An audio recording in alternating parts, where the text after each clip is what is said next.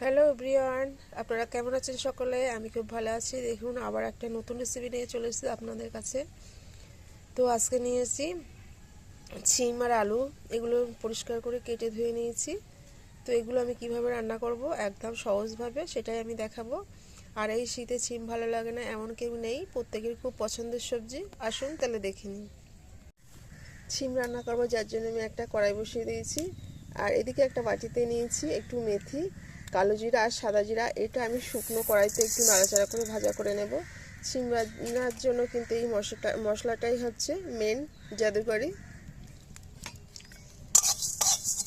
তো এই মশলাটা আমি হালকা করে ভাজা করে তুলে নেব, তা নাহলে তিতকুটি হয়ে যাবে। তো মশলাটা হালকা কালার আসা পর্যন্ত অপেক্ষা করব। মশলাগুলো ফুটতে শুরু করে দিয়েছি, মানে হালকা ভাজা হয়ে গেছে। তো আমি এবারে তুলে নেবো একটা বাটিতে। তো একই কড়াইতে আমি তেল দিয়ে নিচ্ছি, আর এবার আমি দিয়ে নিচ্ছি শিম।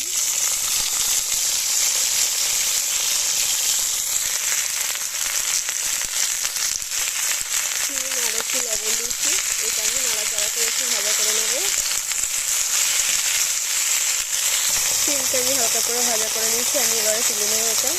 কড়াইটা আমি শিম ভাজা করে নিয়েছি, ওই কড়াইতে আমি আবার একটু তেল দিয়ে নিয়েছি। তো দিয়ে নিচ্ছি কেটে রাখা পেঁয়াজ আর দুটো কাঁচা লঙ্কা। পেঁয়াজগুলো খুব বেশি কালার আসেনি, তো লাল করে ভাজার আগে আমি এই পর্যায়ে এখানে কিছু শুকনো চিংড়ি মাছ আমি জলে ভিজিয়ে রেখেছিলাম, গরম জলে, সেটাকে ভালো করে ধুয়ে নিয়েছি 2-3 বার। এটা আমি দিয়ে দিলাম। এই পেঁয়াজ আর শুকনো চিংড়ি মাছ একসঙ্গে ভাজা করে নেব। তো চিংড়ি মাছগুলো সুন্দর একটা কালার চলে এসছে। এবার আমি দিয়ে দিচ্ছি কেটে রাখা আলু। তো আমি এবার দিয়ে নিচ্ছি লবণ, জিরা গুঁড়ো, মরিচের গুঁড়ো, ধনিয়ার গুঁড়ো আর হলুদ। এগুলো আমি একসঙ্গে একটু কষিয়ে নেব। এখানে আমি কোনো বাটা মশলা ইউজ করছি না। এবার একটু দিয়ে দেবো জল অল্প করে।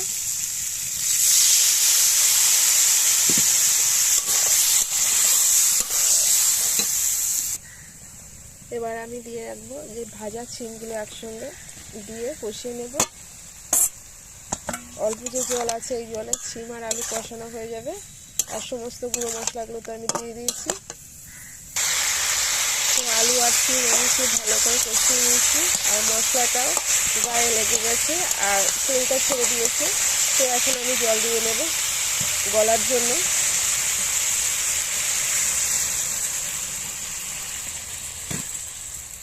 তো আমি জল দিয়েছি, এই জলেই শিম আলু কিন্তু গলে যাবে, সিদ্ধ হয়ে যাবে ভালোভাবে। এবার আমি একটা প্লেট দিয়ে ঢেকে দিলাম।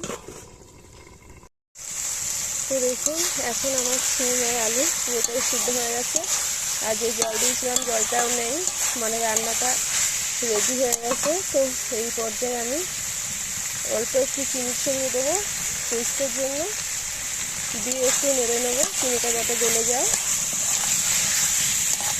আর যেহেতু রান্না হয়ে গেছে, আর যে আমি মশলাটা ভাজা করে রেখেছিলাম সেটা একটু ছড়িয়ে দেবো। এই মশলাটা কিন্তু শিম রান্নার টেস্ট দ্বিগুণ বেরিয়ে দেয়।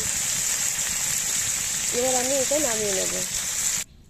তো দেখুন, শিমটা আমি নামিয়ে নিয়েছি, দেখতে কত সুন্দর কালার এসছে আর একেবারেই চচ্চড়ি হয়ে গেছে। আর কি বলবো, এই যে আমি মশলাটা শেষে দিলাম, এর স্বাদটা কিন্তু অনেকটাই বাড়িয়ে দেবে শিমের। আর যেহেতু দেওয়া আছে আরও শুকনো চিংড়ি মাছ, এটাতে অনেকটাই টেস্টি হয়। তো আমার এই শিম রান্নাটা কার কার ভালো লেগেছে অবশ্যই কমেন্ট করে জানাবেন। যদি ভালো লাগে একটা লাইক দিয়ে দেবেন।